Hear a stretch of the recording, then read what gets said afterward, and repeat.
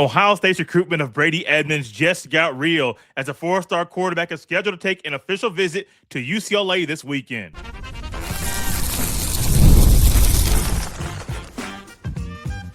You are Locked On Buckeyes, your daily podcast on the Ohio State Buckeyes. Part of the Locked On Podcast Network, your team every day. I am Jay Stevens. During today's show, we will discuss why the Buckeyes don't need to have two quarterbacks in their 2027 class, as well as what it would take for Brady Edmonds to back off his pledge to the Buckeyes. But first, the race to get the signature of Brady Edmonds is heating up as the Buckeyes still hold the verbal commitment from the four-star quarterback, but the California kid is taking an official visit to UCLA this weekend. This is really no surprise as the Bruins have been pushing really hard of late to get a visit from the four-star quarterback. He is the in-state kid. He isn't far from campus, but Brady Edmonds has been an Ohio State commit since December of 2024. He's taken multiple trips to Ohio State. Most recently in the spring, he is still scheduled to take an official visit to Ohio State on June 19th. And so it's not like he is ditching his verbal commitment already or canceling his official visit to Ohio State. None of that has happened. But in recruiting, where you take visits matter, especially when you schedule an official visit and a few days later, you're going to take it to the school around the corner. The Buckeyes knew at some point there might be another school or two or three that tried to sneak in or come in pretty hard to land and pull Brady Edmonds away from Ohio State. He is a quarterback that fits what Ryan Day wants from a QB. He's tall. He has a good stature. He has a good build. He's great in the pocket. I mean, he has a kind of game that Ryan Day wants a high school quarterback to have. Now, there was a thought that Ohio State may lean into adding a second quarterback in a recruiting class, which I would understand if that's a thought that Ryan Day, Billy Fessler have about the future of the quarterback position. But ultimately, it's still Brady Edmonds' job. It is still his commitment that you can lean into and say, until he flips, he's a Buckeye. He grew up a big-time Buckeye fan. He is someone that spent time outside of the Woody Hayes Athletic Center on a visit to make an impact in the community. So it's not just somebody that's coming in from California, flying in, there for camp, and then leaving. No, he spent time at a children's hospital. Now, I don't know how many kids that go and make a trip across the country that want to visit a children's hospital just because. I don't. It's very interesting that he made that decision this earlier this offseason. And I mean, I enjoy it. I love hearing about people that want to make trips to help people that are in the hospital, that aren't doing well, that are a little ill and would love a little pick-me-up. He provided that for them. But Ryan Day knows what he's up against. He knows that UCLA, when they got a new head coach and they're picking up some steam and they already have 20 players verbally committed right now as we speak, Ryan Day knew that his pursuit of Brady Edmonds needed to be one where he is doing everything he can to land the quarterback. I understand from Edmonds' point of view. Well, the Buckeyes are trying to get a second quarterback. I don't want to be at a school where there are going to be two guys in my class. I would understand that standpoint. But ultimately, this is Ohio State. If I am Edmonds, I want to go to a school that produces quarterbacks at an elite level and pushes them to be high draft picks in the NFL. Will Howard raised his draft stock when he transferred to Ohio State. C.J. Stroud, Justin Fields had really high draft stock after playing a couple of years at Ohio State. Julian saying he's going to be a first-round pick, potentially a top 5 pick when he enters the NFL draft. And so it's not like Ohio State isn't a quarterback factory. They are. They produce high-level draft picks all over the place. And so you want to go to a place that has pressure. You want to go to a place that you're very familiar with. You want to go to a place that's a quarterback coach, well, head coach, who's a quarterback coach as well, that knows how to produce and develop quarterbacks at a high level. Oh, yeah, you also want to compete for Big Ten and national championships. Well, you're going to do that at Ohio State. That's an option. It's highly unlikely that that's going to happen at UCLA. Yes, UCLA currently has Nico Iamaleava. They have a new head coach, and so you may think, will Nico get developed a little bit better? It's possible, but Nico will not take strides in a positive area, in a positive way, like Julian saying will this year.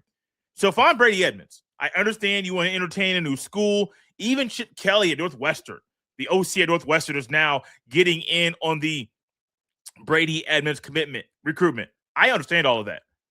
But one thing that Chip Kelly is trying to do and UCLA is trying to do, they're trying to push the young man to ditch the Buckeyes, ditch the school that he has been a fan of his entire life, and say, yeah, I know my commitment is going back to December 2024. However, y'all aren't going to push me to ditch that team. That's what the Buckeyes are trying to do. But you got to realize it's past time to turn up the intensity. Because if this is a quarterback that you want, you must make sure that you get him.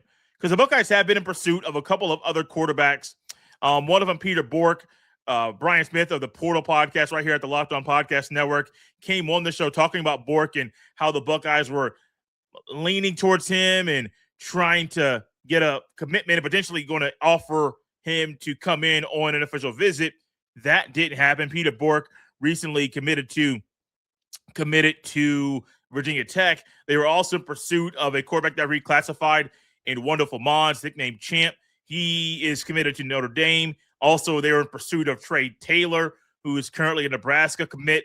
And so there are other guys in the class of 27 that Ohio State is pursuing.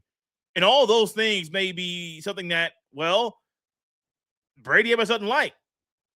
But why he doesn't like it, he's still committed to Ohio State. But the one thing I have learned of late, and it keeps getting pounded into my brain over and over, it's a conversation I had with Brian Smith probably 2 years ago. It's about where players visit. And 9 times out of 10, I would say 99% of the time, most players, regardless of the sport, don't commit to a school unless they visited there. Now, there will be times that mom will win and you don't visit a school, but you know mom wants you to go there, and all of a sudden you end up committed to that school you've never been to. That's a rare situation. It's a rare occurrence. Most of the time, most recruits, you can look at basketball, football, softball's on the TV, baseball, hockey, you name the sport. 9 times out of 10, a player is going to commit to a school that he has went to visit. First on an unofficial visit, that's probably the first visit that they're going to go on, and then on an official visit to get the true red carpet treatment, to figure out what it means to be at the school, what the school is going to provide for you academically, athletically, how they're going to help you transition from being in mom's home to being on campus at a new school. Most players want to learn and hear from the coach and spend some time with players to know what it's like to be at that school. Brady Edmonds is like that. His official visit is still scheduled for June 19th. So there's a weekend between the UCLA official visit and the Buckeyes OV. Ohio State already knocked their official visit for David Gabriel Georges out of the park. So I have no doubt in my mind that Ryan Day, Billy Fessler, and everybody at Ohio State is going to do the same for when Brady Edmonds comes to town once again. The interesting part is this. Will UCLA do enough this weekend to lure Brady Edmonds to ditch the Buckeyes and commit to be a Bruin? That's something we don't know. We all know the positive parts about being an Ohio State player, but maybe Brady Edmonds is rethinking and considering staying home, playing at UCLA, staying close to home instead of going across the country to play at Ohio State. We don't know that. But we do know this. A lot of players, there's a player at Ohio State recently that was committed to Ohio State for a few years and did not back off his pledge to the Buckeyes. His name is Chris Henry Jr. And in the mind of Brady Edmonds, while UCLA is pushing, I got a feeling it's going to be really hard for Brady Edmonds to back off his verbal commitment to Ohio State. I'll tell you why after the break. This is Locked On Buckeyes. This episode is brought to you by FanDuel. The NBA playoffs are here, and every possession matters. If you're looking to get even closer to the action, FanDuel has a great offer to get you started. Right now, new customers can bet $5 and get $150 in bonus bets if your first bet wins. That's right. Turn $5 into $150 in bonus bets just for getting started. I like using FanDuel during the playoffs because everything I need is right there in one place. You can check stats, trends, and matchups before making your picks, which makes the whole experience feel a lot more informed. Whether you're looking at player props or just following your favorite stars, it adds another level of excitement to every game. It's a really easy app to navigate, and it makes playoff basketball even more engaging from start to finish. Head to FanDuel.com to get started. FanDuel, play your game.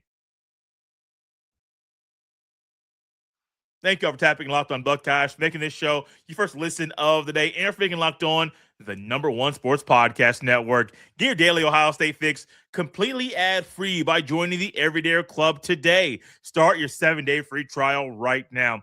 And to get closer to your team without the interruptions, click the link in the show notes or go to lockedonbuckeyes.supercast.com to claim your free trial. The recruitment of Brady Edmonds is one that the Buckeyes have been entrenched in for a very long time. But one thing in recruiting is once you get a verbal commitment, that's not the stopping point. That is just a mark or a dot on the timeline of that recruit while they're trying and leaning to getting closer to National Signing Day. That's what's important. You got to make sure you sign them and then get them on campus. So all those things right now when it comes to recruiting, those things are important. And while those are important, Brady Edmonds is a kid that has showed the activity that make you want to believe he is not going to back off his verbal commitment to Ohio State. It is possible, but it's highly unlikely in my mind that a young man that grew up like he did, being a big-time Buckeye fan, that has made numerous trips on his own dime, well, his parents' dime, to Columbus, Ohio. It's very hard for me to believe that a school is just going to come in, swoop in, and get a lot of attention from him, or give him a lot of attention, and then just lure him to ditch the team he was committed to since December of 2024. I'm not the smartest guy in the room. But, man, it's hard, even for a 16-year-old, 17-year-old young man, to just turn their back on a school that they have been a fan of since before they started playing middle school football to go somewhere else. I mean, kids change their mind all the time. Don't get me wrong. Like, I remember when I was that age, and I remember there were some things I did or I thought I was going to do that I didn't do. And that's just life. That is life as a youngster. You think you got all this stuff figured out, and all of a sudden, you don't. You change your mind. You go this way instead of that way. You think you're going to take a certain route to school. No, you get sidetracked. You take a different route to school consistently. You're like, man, what happened? Well, one thing happened, and then things started to change a little bit. And that's life, especially as a youngster. They change their mind a lot. But it's really hard not only to do that, but when you've had relationships with Ryan Day, Billy Fessler, for that long, for that period of time, you're not just turning your back on the school you were a fan of since you were a kid. You're turning your back on people that have invested their own time into you. And as someone that has spent time, this is years ago now, spent time in helping out in church youth groups, I know what it's like to put a lot of time into someone and then for them to come to you in a very crucial and important part of their life and say, I need someone to talk to. And they say, well, one time I know it's period in a person in my head right now. They didn't go to someone that was even higher. They came to me, and I was like, what? Well, that longevity, you having that relationship with them, that matters. Just spending time with them, talking to them, helping them learn more about life, and just being there to really be someone to just soak up and just listen and engage and have fun with. That means a lot. And so Ryan Day is not his mentor truly yet. Ryan Day is a coach of the team that he wants to play for. When UCLA comes in, they have to have the right pitch, the right NIL, the right funds, the right resources. You're going to have Nico go off this year as well. They don't produce the quarterbacks like Ohio State does. And so if Brady Edmonds wants to go to the school that will develop him at the highest level, then it has to be Ohio State over UCLA. Northwestern? Come on now. Name the last really good Northwestern quarterback. I'll wait. And there's a reason why there was a long pause there a couple of times, because I wanted you to truly think about a quarterback at Northwestern that was elite. I'm just saying, Chip Kelly is really good, but Chip Kelly is more known for run game than elite developer of quarterbacks. So there's a lot that goes into it. But then I recently saw via a really good Ohio State recruiting analyst that it'd be really hard for Brady Edmonds to back off his pledge to the Buckeyes. And this is in the midst of him getting pursued very hard by UCLA, who currently, as we speak, the Bruins have a higher recruiting ranking than the Buckeyes. And I'm not, like I said, I'm not worried about it. I'm not at all. UCLA has 20 verbal commitments. Ohio State has 13. I am not worried about it at all. And you shouldn't be either. It's Ohio State and UCLA. If you think the Bruins are going to have a higher recruiting ranking than Ohio State, then I would like to know why. Because Ohio State's track record of recruiting, especially under Ryan Day, had showed that what happens early in May and in March and April, those months aren't right in a row, but you know what I'm saying? They're all smack dab in the springtime. If you think that what happens there is the end all be all, no, it's not. It's just the starting point. My guess is if David Gabriel Georges eventually commits to Ohio State and you get more receivers and more elite players that are coming to Ohio State on visits, more of them that well, not signed yet, of course it's going to go up. Of course we're going to have a higher ranking than UCLA. So I ain't tripping. I'm not. If you are someone that just is dialed in to 247 to 0-3 to rivals and is trying to sit up here and say, well, what happens right now is going to be a big point in the Buckeye recruiting. And if the 1 point UCLA has a high recruiting ranking than the Buckeyes, then something is wrong. If that's you, I would pump the brakes a little bit. Don't go that far. And realize that it's okay. This is June. It's a big recruiting month. And the Buckeyes haven't had their recruiting surge yet, where you get maybe 3 or 4 players committing in a 4-day span, or maybe you get 3 players to commit in 2 days. Like, that stuff happens all the time. So don't get caught up in the recruiting rankings right now. Just simply wait 4 weeks. And then we can reconvene on the show. Look at them. I always use 247 Sports. And we'll try to compare and say, well, what happens right now? Is it really the best part? Is it really the end all? No, it's not, because there's still more recruiting left. But you're going to see the Buckeyes take that jump, and they'll have a higher recruiting ranking than UCLA. I am not worried about that at all. Just like I'm not really worried, I wouldn't say, because I don't get worried about recruits. Let me just have a little conversation here. There was a time in my life, and I was before I started hosting this podcast, and players would commit to Ohio State.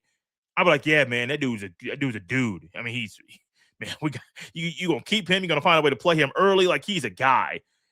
And then the guy that I said was a guy that I kind of leaned into, I wouldn't say I fell in love with him, but you know, you kind of have a vision for that player in the scarlet and gray. The next thing you know, that player decommits and he goes somewhere else, and you're like, come on now, like, is this real? Well, it's recruiting. Remember, these are young men, 16, 17, 18-year-old young men. They change their minds all the time. Some of them will keep commitments for 3 or 4 years. That is real. But the majority of the time, they change their mind all the time. And so for Brady Edmonds, who is entertaining UCLA, going on a visit there this weekend, this will be the first visit he has taken to any school since verbally committing to Ohio State, which is very big to know. If he ends up decommitting and flipping to UCLA or another school, it wouldn't be the end of the world. The Buckeyes will still find a way to land a quarterback in the cycle. They got a commitment late in last year's cycle from Luke Fahey, another California kid. And Fahey, yes, reminds me more of a Julian Sand type of quarterback than the Will Howard type or Stroud type or even Fields type. He is more of a quick passer, 3-step drop back, 5-step drop back, get the ball out quickly. Like, that's his more of his speed, more of a quick rhythm type of thrower. Brady Edmonds is more of your prototypical pocket passer that Ryan Day is probably going for more often than not. I know he wants to lean into more of quarterbacks using their legs. Let's just be real. The best Ryan Day offenses are those with high-powered throwing quarterbacks. They are not the quarterbacks that use their legs. Justin Fields was an elite athlete, didn't really use his legs that much. Will Howard could run like a deer. I don't think he had any long runs like that in a Buckeye uniform. So Ryan is going to put an emphasis on getting quarterbacks that throw the ball like a true pocket passer. That is Brady Edmonds. While that's Brady Edmonds' playing style, when Ryan Day is pursuing other quarterbacks in this class, it makes you wonder, should the Buckeyes sign 2 quarterbacks in their 2027 recruiting class? I'll have an answer for that question after the break. This is Locked On Buckeyes.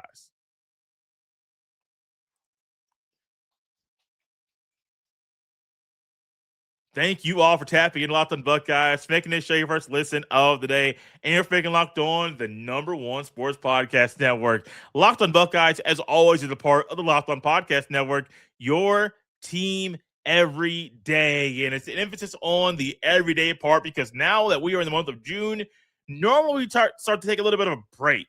We don't do shows every day. We'll do 3, maybe 4 shows a week, and then we will take a little bit of a break and go have a little bit of an off season. We're not doing that this year. No, we may actually have more shows in this month of June than we ever have. We've already had, what is this, show number 5, 6?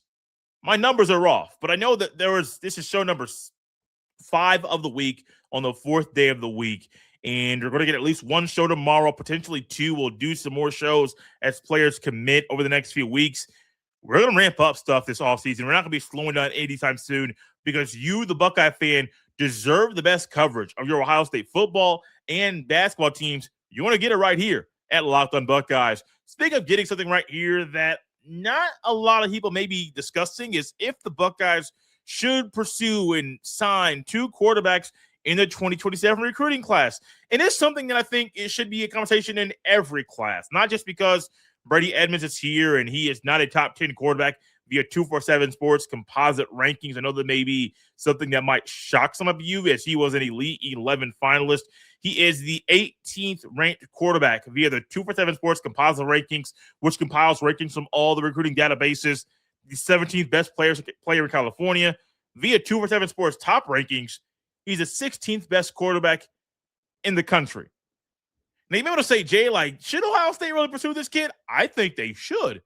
It's going to take him a year or 2 to develop. So it's not like you're bringing somebody in that's automatically going to be ready to play right away. No, it's a year or 2 to develop. And if he plays too early, it could derail his development. He is going to come into Ohio State in the class of 2027. The expectation right now is for that to be the first season that Tavia Sinclair starts at Ohio State. Edmonds won't be coming in to be QB2. He'll probably be QB3 behind Luke Fahey, as Fahey will bump up to QB2. Edmonds QB3, which is a really good spot for a true freshman. If it is 5-5, you don't get a redshirt year, that's perfectly fine. You still get 4 more years to play college football. In 2028, Edmonds is QB2.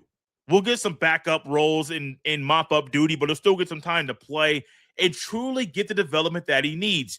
Year 3 at Ohio State would be his first year starting. I highly doubt Sand or St. Clair will be a 3-year starter at Ohio State. The Sand conversation is real, as we've already had a draft analyst come on the show and say he wouldn't be shocked, and maybe even some people would encourage Sand to stay a 3rd year as a starter at Ohio State. I don't think it's going to happen, but it's real. But there's no reason to get 2 quarterbacks in one class, ever. There isn't. This isn't a position where you're going to play multiple quarterbacks in one game on a consistent basis. No, you're going to play one. You're going to ride with that guy. You're going to lean on that guy. You're going to carry the offense around that guy. If you bring a second quarterback in, yes, it's going to help the competition in the offseason. It's going to help bring out the best of both quarterbacks, you hope. All that's real.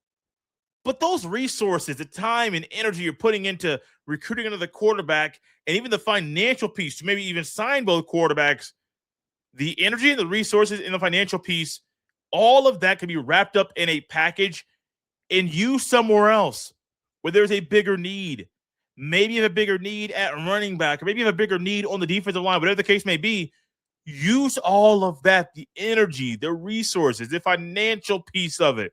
Use all of that to somebody else, especially in this day and age of college football where money means more now than it's ever meant in the sport. Money has meant a lot at all times. But now that players are getting paid via NIL, which is really turned into pay for play, it's not true NIL via endorsement deals. A lot of it is, hey, we're going to demote. We're going to commit this amount of money to you. It's more, hey, you're a really good recruit coming out of high school. We have this much money reserved for you. Like, hold on, $1 million out of high school, bro? I ain't even stepped on campus yet. Yeah, we got $1 million reserved for you. I don't like the play on words, name, image, and likeness. We're going to allow these guys to make money. No. You're using this to mask what's real, which is you paying players simply for playing football. It's not the way it's supposed to be.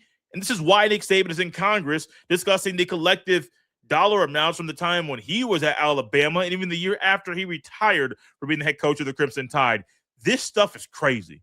While it's crazy, each school must use their NIL funds and dollars the right way. And I hate even saying it that way because that's not even the true meaning of the NIL. It is not the way that the rules are supposed to be allowed to. The rules shouldn't be just glossed over like they have been. They shouldn't be, but they have been, and they will continue to be. And while they're glossed over, Brady Edmonds may get a bigger NIL package from a different school. That is true. He might, but let's be real. Would you want the money now or the money later? Let's say there's a $250,000 difference between the initial financial gain of Brady Edmonds between a couple of schools. I'm not saying that's the way that it is. Just it's a hypothetical situation. If you would rather take $250,000 less now to gain more on the back end in a few years when you're in the NFL, do it. But if you want to gain $250K now, and potentially not get more and lose money when you get to the NFL, I wouldn't advise that route at all. But that is something that has to be weighed by a young quarterback in different schools. I personally would view Ohio State as a school that should never, ever, ever get 2 QBs in a class. Unless you sign a kid that you're not really all in on. And if you sign a kid you're not really all in on, don't sign him. It's not that crazy. I mean, I think back to CJ Stroud, Jack Miller III QB competition, and even in the midst of the battle, it really wasn't a battle. I don't know why Ryan Day does these things where he says, oh, there's a QB battle, and then everything leading up to him announcing the starting quarterback just has signs, and it's just written all over the wall. Stroud's quarterback, or Fields a quarterback, or Will Howard's a quarterback. Like, it's just written on the wall. Like, everybody knows who the starting quarterback is going to be. And so in that recruitment, Jack Miller III, I think, transferred to Florida, wasn't really that good. I don't know where he went after that. But if he went somewhere else, he didn't make a name for himself. He just wasn't that kind of quarterback. And so if I'm Ryan Day, I'm a busy man, I'm a family man. My son's about to go off to play football at Northwestern with one of my family friends. I would want to do everything I can to use my time wisely, including the school's resources, the team's resources, the money we have that's going out to be assigned to different recruits. I want to use my time very, very wisely. And that may lead to me not going to get a quarterback and 2 quarterbacks in a class, which I don't think should ever happen. Because if I do that, then we may have a hole in the recruiting class. Why? Because we used out the resources and money for a second quarterback that could have gotten us 2 more players that could have been provided a big impact for us down the road. Plus, the transfer portal, I mean, if Ohio State really needed a quarterback this year, they could have gone to the portal and got one. Just saying. Speaking of resources, the portal is there. There are always really good quarterbacks in the portal. Will Howard was not viewed as an elite quarterback or a really good quarterback when he went to the portal and transferred from Kansas State. But at the end of it, he's a national champion. He raised his draft stock. He's now on the Steelers. He did it pretty well for himself. Ryan Day has a great eye for quarterbacks. And he knows when there's one in the portal that he wants. And he knows maybe we got some good quarterbacks on our roster, but maybe we don't have that guy that can take us to the next level. 9 times out of 10 is a quarterback in the portal that can do just that. Thanks for tuning in to Locked On Buckeyes. Make sure you subscribe and follow Locked On Buckeyes so you get all the latest episodes. If you never miss an episode, Guys, the Everyday Club is built for you. Get Locked On Buckeyes ad-free, plus members-only Discord access, and a whole lot more. Head to lockedonbuckeyes.supercast.com to join the club. For those of you on video, we send you to the first ever 24/7 national Locked On Podcast Network YouTube channel. On audio, make sure you make your second listen Locked On Big Ten. You can follow me on any social media platform or jstevens07. Send every email to jstevens317@gmail.com. This has been Locked On Buckeyes right here on a Thursday. We'll see you next time.